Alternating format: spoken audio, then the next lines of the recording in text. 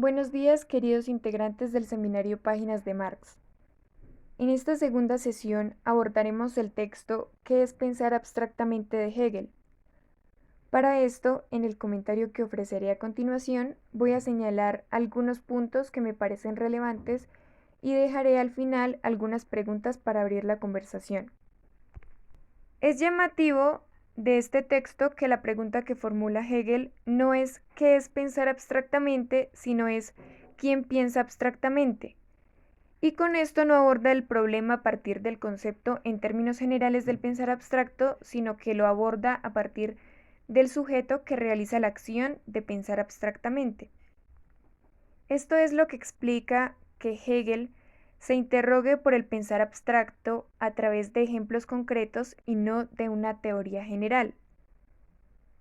En este punto podemos vislumbrar una hipótesis que consiste en mostrar que pensar abstractamente es no pensar, y no pensar abstractamente es poder pensar y ser capaz de ver al otro en sus múltiples dimensiones.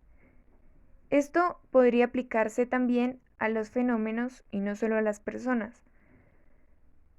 Así se podría pensar a sujetos y fenómenos como un complejo de características que pueden ser muy distintas e incluso opuestas.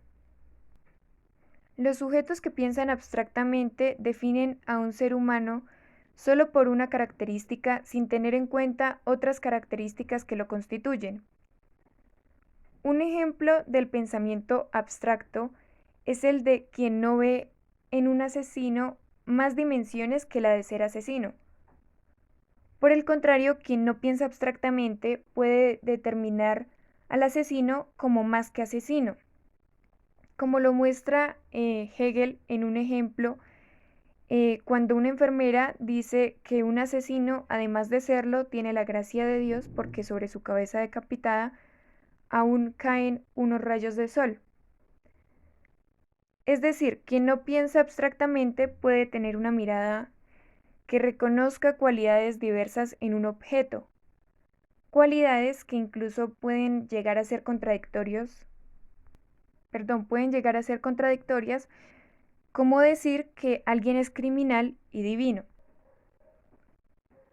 A quien piensa abstractamente le interesa más ir adjudicando definiciones unívocas sobre los otros que preguntarse por lo que estos son y experimentan. Así podríamos referirnos específicamente a la película 12 hombres en pugna que sugerimos como complemento del texto de Hegel. En esta película se puede ver lo que en el texto se menciona con los ejemplos. Un grupo de hombres debe decidir si a un joven acusado de asesinato se le debe dictar sentencia como inocente o culpable y en consecuencia si debe vivir o morir. Allí vemos cómo el pensamiento abstracto aparece en 11 de ellos, al definir únicamente al joven como asesino y, pues por tanto, como merecedor de la muerte. A esto se sobrepone la duda sobre si es un asesino y de esto se desprende la curiosidad por entender las circunstancias del acusado. Lo más interesante de esto es que el único hombre que se opone a establecer enfáticamente y sin matices que el joven es un asesino es el hombre que no piensa abstractamente, porque a través de la duda y no de la certeza dogmática, logra hacer pensar a los demás e incluso los enfrenta a hechos ignorados de sus propias vidas.